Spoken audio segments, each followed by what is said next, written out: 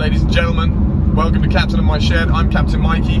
This is the Mikey-mobile, clearly not the shed today. We're on our way to Monmouth to visit a friend, a colleague of mine, who has his own workshop. It's a beautiful workshop by the looks of things. I've only ever seen pictures, but I'm excited to see it. I'm excited to show you guys it too. The reason we're going there is I've told you I'm building this massive table. The table itself is probably almost as long as my workshop, so there's no way I can dimension the timber in there. And Dan, my friend, he's well set up for dimensioning bigger bits of wood. So I've had a delivery of ash, some big slabs of ash sent to him. He's received those now, and we're going there to dimension it up. We'll do a quick workshop tour when we get there, and I will show you how we go about dimensioning this timber. Wish me luck, gonna need it. Let's have a look inside, take a look at the wood, and a quick tour if Dan's happy with that. Have a look at the machinery we're going to use today.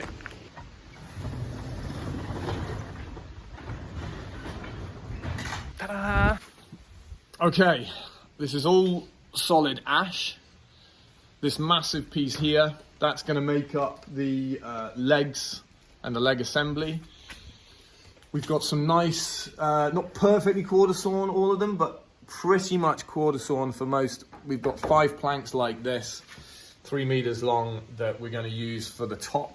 I'm going to stitch those together somehow. And yeah, you can see it's in pretty raw form, and there's a lot of work to be done. So let's have a look at some of the machinery that we're going to be tackling this with. All right, the Record Power bandsaw. Anything you can tell us about this, Dan, that you particularly like?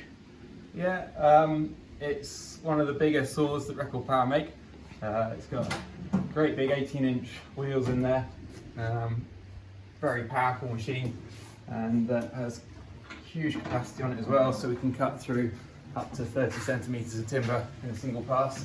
This is a wide blade for today's work, so we're just going to be ripping down the long boards. It's 3/4 of an inch, that one. 3/4, yeah. Lovely stuff. Which will be fine for us today. This is the planer thicknesser. So it's got 2 modes, it's a bit like a transformer. At the moment it's set up to be planer. So we reference off these 2 big cast iron plates on the top. And just here, we're not plugged in, you can see there's a blade there that rotates. So you've got 3 sharp blades that run the length of it. And so we use that to flatten timber, and then using the fence we square it, so you have 2 reference spaces that are nice and square. You fold these beds up, and underneath in here you've got what's the thicknesser, and so that then references off the face we've already flattened and creates a constant thickness of timber. Over here we'll probably be using it a little bit. It's only a small saw. Maybe one day I'll go bigger, but it's only 8-inch Bosch mitre saw. But I've built it into the workbenches, so it's mounted on the workbenches, and all the surfaces are referenced at the same height. So you can lie a big piece of timber on there, cut it, and it's supported on either end. Other tools in here that we probably won't be using today, but the router table over there, which is still, just need to finish it off, but we've got a Trend T11 on there, which is a lovely router on quick release, so I can take it out and use it by hand as well. And then all around this beast here, which is my grandfather's workbench, something he built, and very lucky to have it returned to us. It makes a massive difference for the woodwork as well, to be able to work on a solid surface with all the devices that you need. That is some serious piece of workbench porn. I know you've got that on a concrete slab there. It looks like you built that up yourself, have you? Yeah, to keep it level. As well for the workbench down the back, that's all on concrete slabs as well. Because the floor's uneven, I had to pour the concrete in to give them a level base. But again, everything is level, so you can pitch across between workbenches and everything's flat. Obviously the good old tool wall arranged here so that when I'm working at the workbench it's nice and easy just to turn around, get whatever it is you're working with, and also tidy it away. So yeah, if you started a YouTube channel, this is where the camera would be with that behind you, for sure. Right. That's right. All right, lovely stuff. And it's worth noting as well, anyone that's interested in how these are made, Dan's made all of these himself out of solid oak. And would you say you practiced your joinery? I mean, it looks perfect, but is this where you kind of started your joinery journey on these? Probably fine stuff like this, yes. I've been certainly doing it for a few years, but this workshop allowed me to really improve the quality of the stuff I was making. Yeah, no doubt. And it was a massive transformation in what I could turn out. Yeah, I mean, it's you witness it everywhere around the shop. This style, really nice, really functional, but beautiful as well. Great effort. If anybody is looking for furniture like this, that's put together well and will last a lifetime, then private message me. I'll put you in touch with Dan, because he can make you some of the most beautiful furniture you've seen.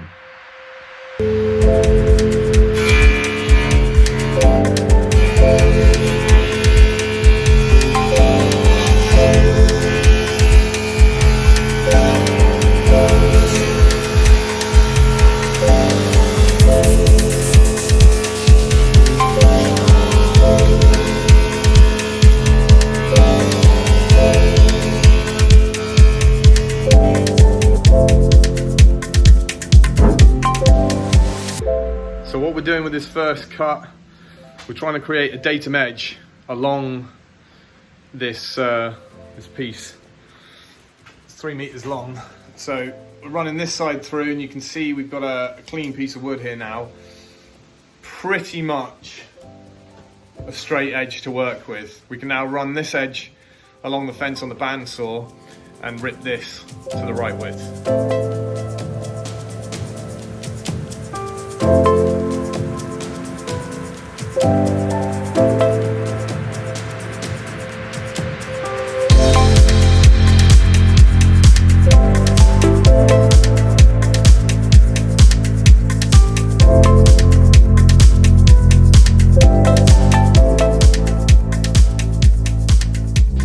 So there we go,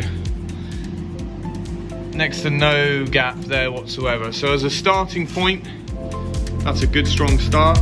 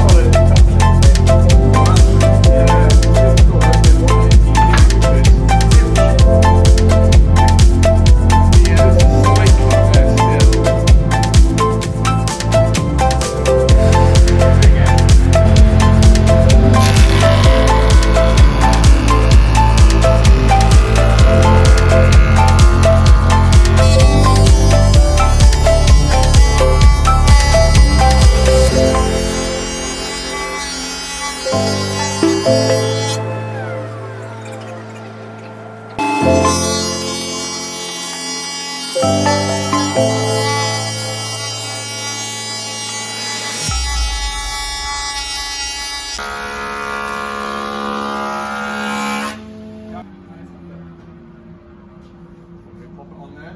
Yeah.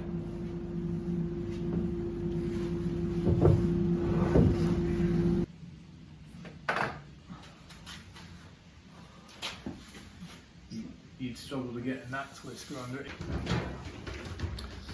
All right, so you can see we've got this this board nice and flat. It's about 250mm wide. There's 5 boards like this. We're going to get this one fully processed so that we know, in terms of the machinery we've got in the workshop, it can handle the width. At the moment it's doing fine, but we want to find the problem on one board and then adjust for the rest, rather than doing them all stage by stage and finding that one stage we can't do and we have to go back and start again. So nice and flat at the moment. We've got a nice reference face here. If you look over here now, the record planer thicknesser is opened up, ready to take the board into here, and we're going to thickness it, bring it down. At the moment it's 50mm. The design calls for 40mm. That's a bit much really to take off. It's doable, but we're going to try and we're going to do this with all the boards eventually, then take the narrowest board and make sure that all the boards are the same thickness as that. Keep going.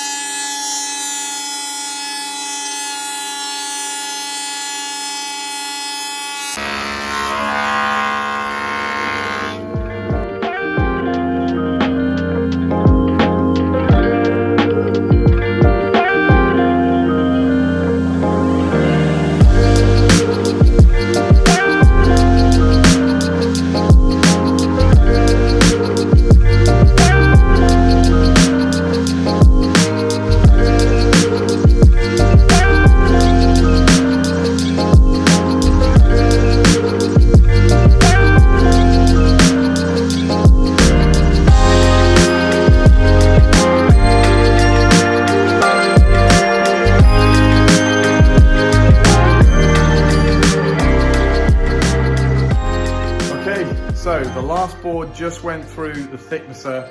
We've got all 5 boards now planed to a really nice standard. Checking them here on the calipers. 43mm. So anything between 45 and 40mm was my target. And because we're happy with both faces on all boards right now, the only thing we're going to do by running them through any more to get them to reduce thickness is increase the chance of us messing up, getting a horrible snipe or something like that on one of the boards. So really happy with that. Now we just need to do the edges, make sure we've got a 90 degree edges to the face, but sorry, ready for joining, but we're nearly there with the top. Keep going.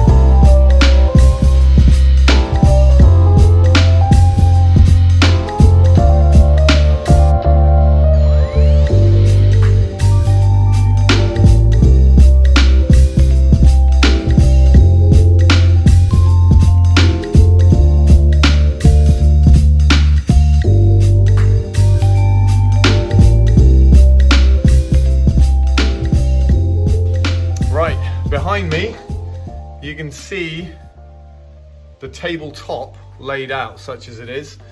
It's all dimensioned down to about 43mm thick. Each board is roughly 240mm wide, and they're jointed, ready to glue up in that setup. The pattern is looking beautiful. Got some lovely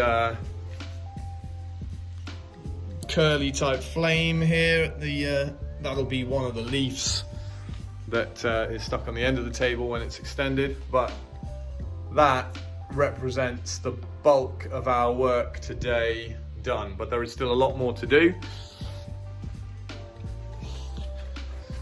This monster here now needs cutting up into sections, and that's going to be the leg and leg assembly and bits like that. So keep watching. Well folks, we've hit a little bit of a snag. We're about to process this, and we've started processing this massive piece of ash. This is going to make up the leg assembly. This large piece, it's lovely quarter sawn chunk. It's perfect for what I want, but although it is kiln dried, supposedly kiln dried, once we cut it open, I could actually feel the moisture on one piece, and testing it, it's got a moisture content of up to 40%. That's just, there's no point in continuing with that, because if I make, this is supposed to be ready for Christmas, and the dimensions of that wood is, that probably take about 3 years to dry properly, and any joinery I make with it is going to look awful within a couple of months. So here again is another piece. If I show you, it's my moisture content scale. And if we come to the end here, cross grains is actually flashing off the scale, and the scale goes up to 44. It's better on the outside edges of the wood, but it's a bust. So we're going to stop here. Well, the top is done. Well, it's ready for a glue up, and I can spend some time doing that.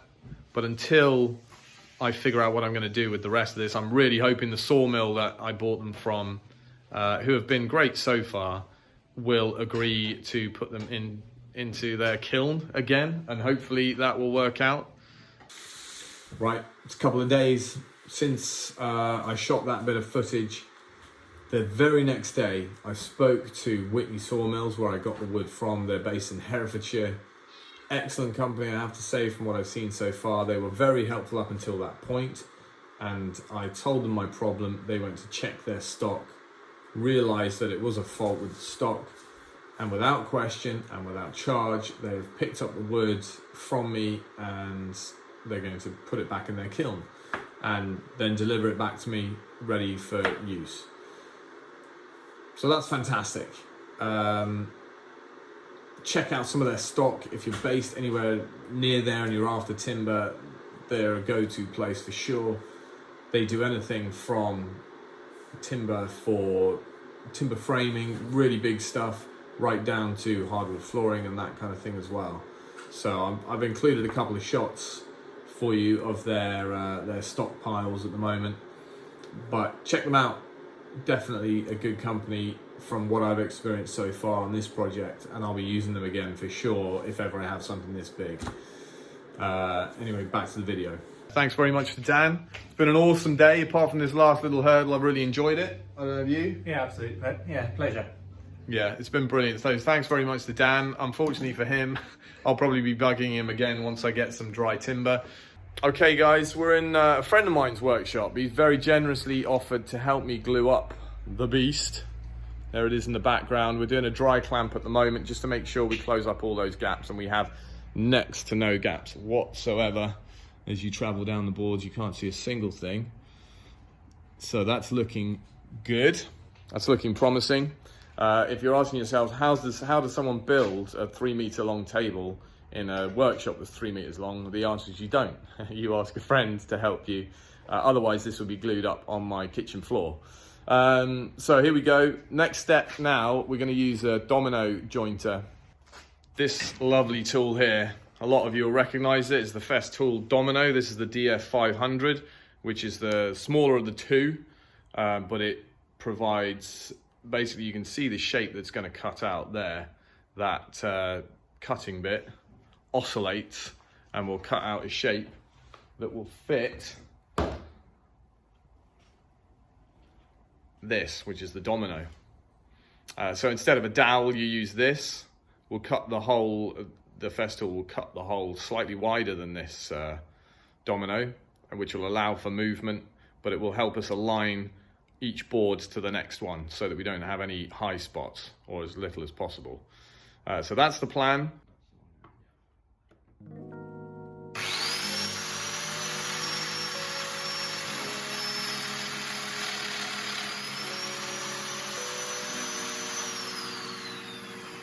You can see this is the shape of slot that it's cutting.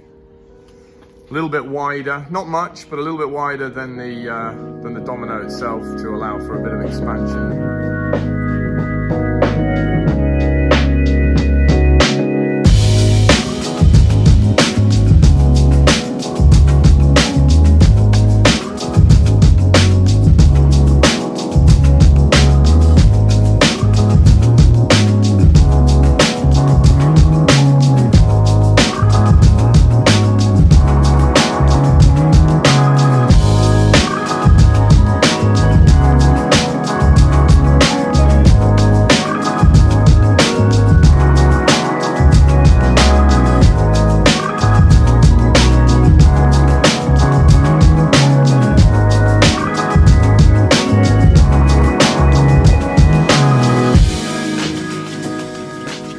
Bit of a nerve-wracking moment now.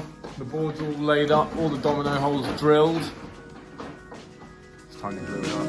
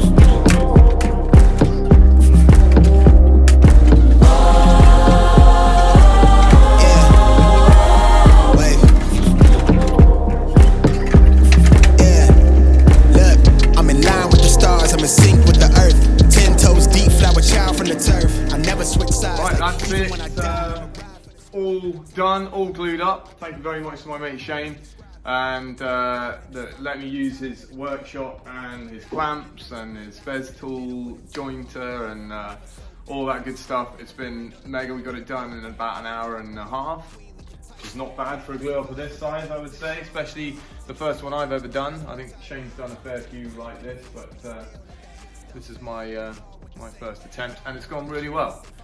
We'll be back in the morning to chop it up a little bit and take it home. See you then. Try and get grit, but it don't make sense, cause you can lose life on this fast route. Yeah, turn thoughts to a cash cow. I might flip that to the glass house. I don't need the accolades, I'm in love with the chase. I just wanna eat, save a spot at the table. Beast with the slap, pin myself on the map. You long with the wind, but we knowing that it's capped. 5-hour flights, couple nights at the flat. To be real, couldn't see me making moves while I'm at. I'm still on the grind, limit time when I chat. I'm burning down sage, keep the demons away. When I write it, give a piece of myself to the page. I don't do it for the praise, love, that's just how I'm made. From the glass in the mirror. Yeah.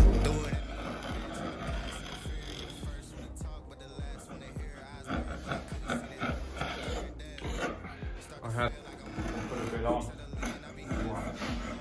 on the pieces that I cut off now. In the grass, no brakes on the ad, but it's all fun. We done seen it all, heard it all. Heard enough, give me space before I murder y'all. 10 bad here, I'ma curb them all. 12 missed calls, and I still made a curtain call. Here to light it up, lighten up. Hear them talking, they ain't right enough, tighten up. Everything that I came for, I left with. I don't bang sets, I just bang on the set list. Going past up with what I came for the breakfast. Put me in your prayers, I might put you on the guest list. Young, tell me reckless. Gold in my soul, got the same on my necklace. Light it up, light it up. Light it up, light it up. Well, well. Light it up, light it up. Light it up, light it up. Well, well.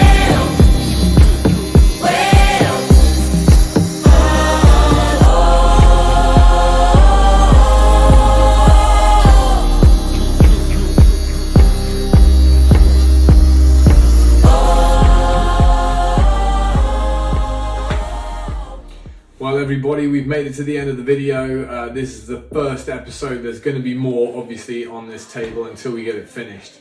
But the top is one of the things I was feeling most nervous about. I've never built anything this size before. It's the first time I've joined the table together like this out of 5 boards. I think it's gone really well. Hopefully from where you are, 3 meters away from me at the other end of this massive table, you can see how flat it is and how nice the finish is already, and that's before getting a scraper out on a plane and sanding it and everything, just to get rid of the glue lines and make sure it's as perfect as I can get it. Yeah, more to come. We got to build the legs, we got to cut the leaves off and make this a functional, practical table for the guy that's ordered it. Thank you very, very much to Dan and Shane. Without either one of you, I couldn't have got to the stage I'm at now. And a project this big, you know, you get by with a little help from your friends. It's definitely true. But so far, so good. I'm dead chuffed. Keep watching, and I'll see you next time.